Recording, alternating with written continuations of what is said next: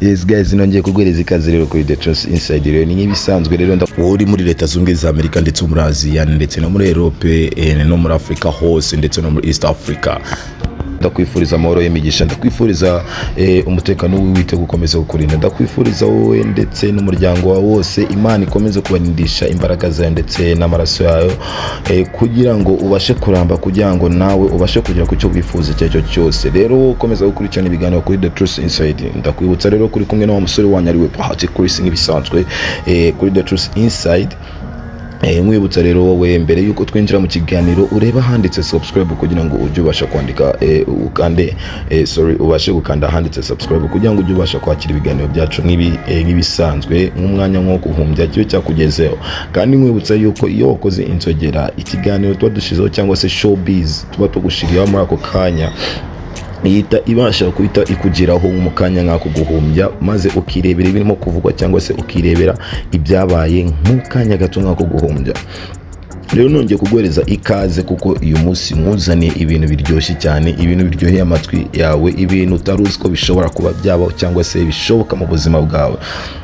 Nayindi rero nkuzaniye nayindi showbiz nkuzaniye uyu munsi. Iki gitondo nkuzane imwe muri showbiz yagiye ivugwa hirya no hino ku mbuga nkoranyambaga hagati y'iminsi 2 cyangwa se 2 days mu rurimi rw'icyongereza. Na yindi rero showbiz nkuzaniye ni y'umuntu bita wagiye uzana agaterime gakomeye cyane kagiye gasetsa abantu benshi, kagenda gashimisha abantu benshi bagenda bagakunda cyane bakitaho cyane kabisa. Rero gugaterime na wundi wakazanye no bita Ndore Imbogo, Ndore imvubu, Ndore iki what and what. Na wundi rero ni Vava wa mukobwa wagiye umenyekana hirya no hino dore ko yari afite umumanager ukomeye cyane ariwe bita super manager. Aza kuvuka magatotsi dore ko yagiye amwishyuza amafaranga atari make yango super manager agiye amuryaho amafaranga hirya no hino bigenda bivugwa. Kandi uko tubizi super manager nawe akubwira yuko ari rich man cyangwa se the boss, umuntu ufite amafaranga menshi cyane. Rero Ndore Imbogo ari we wamenyekanye ku izina rya Ndore Imbogo, ariko izina rye akaba yitwa Vava. Yakoranye indirimbo n'undi muntu bita Emmy. Bakorana indirimbo, ariko ndaza gusigiramo agace wumve ukuntu kameze. Ariko iyo ndirimbo guys, nawe ushaka gushigikira music, dore ko no mukobwa yemeye kwinjira muri ruhando rwa muzika cyangwa se muri music nyarwanda, uraza kukiyumviramo nawe kabisa ubashe kumushigikira cyangwa se wiyumvire imwe mu mirongo yagiye atera cyangwa se avugaho. No kuvuga ati music nyarwanda ufite ubuhanga cyangwa se wiyumvamo kugira ngo uririmbe waririmba. Dore ariko abantu benshi harimo bamwe bagiye batera comment mu bimwe mu biganiro yagiye akora ku motive agiye atandukanye, bakagenda bavuga ati nashoboye nagize iki. Burya guys, iyo umuntu yiyumvamo ikintu bitangira boro ariko bikazarangira bigaragara yuko yumve yuko akiyumvamo. Vava nawe nuko byaje, dore ko yagiye abyiyumvamo gutyo, agenda yiyumvamo icyo kintu kabisa, agenda yumva yuko ashowe cyangwa se abashije. Ndore Imbogo, dore abantu benshi bagiye bagakunda kugenda bagakorera challenge hirya no hino.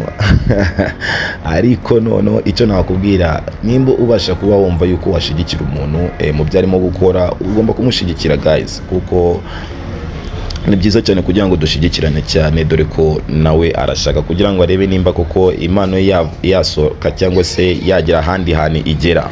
Nuko rero ubwo Vava yasoraga indirimbo ye bise Mapenzi ari kumwe no bita Emmy, bayishiraga rero ku rubuga rwa YouTube.